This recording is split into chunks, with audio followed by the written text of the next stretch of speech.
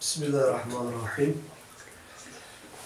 2006 yılında Bakırköy Mal Müdürlüğü'nde vezedar olarak çalıştığım süre içerisinde FETÖ'cü polisler tarafından birkaç kez ziyaret edildim. Bana kendileriyle beraber çalışmam teklif edildi ve bir nevi Fethullah Gülen'e biat etmem istendi.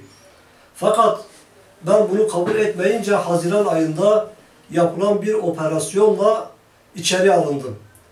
Gözaltı sürecinde Beykoz'da sözde ele geçirilen ama devlet kayıtlarında olmayan, adli emanete alınmayan, bilirkişi raporlarıyla oluşturulmayan ve fotokopi kağıtlarla 6 yıl 3 ay cezaya çarptırıldım.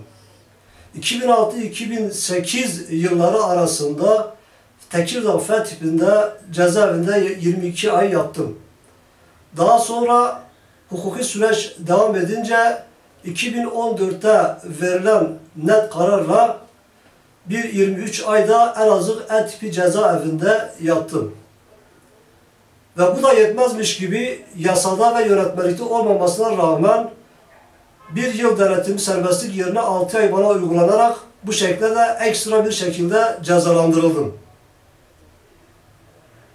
Cezaevinden çıktıktan sonra 5 ay sonra başvurmuş olduğum İşkur işi için yapılan kurada işe alındım. İşe alınmamdan sonra 28 gün çalıştım. Fakat 28. günde Milli Eğitim'e çağrıldım. Milli Eğitim'de bana söylenen artık çalışamazsın şeklinde bana bir bildirimde bulundular.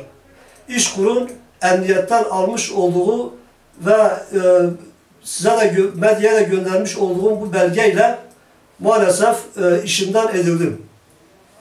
Yaşanan bu süreçte artık ben şunu anladım ki sözde 2017'de FETÖ ile mücadele edildiği söylenmesine rağmen halen daha FETÖ'nün mağdur ettiği şahıslar ki ayarlanma süreci içerisinde çeşitli bana kelepçeyi takan polisten Yargıtay'daki hakimine kadar ya şu anda içeridedir veyahut da firardadır olmasına rağmen, bunun bilinmesine rağmen işinden hiçbir gerekçe gösterilmeden sadece almış olduğum cezayı önüme koyarak beni İşkur'daki çok basit bir işten dahi şu anki AK Parti hükümeti bürokrasisi beni işten atmıştır.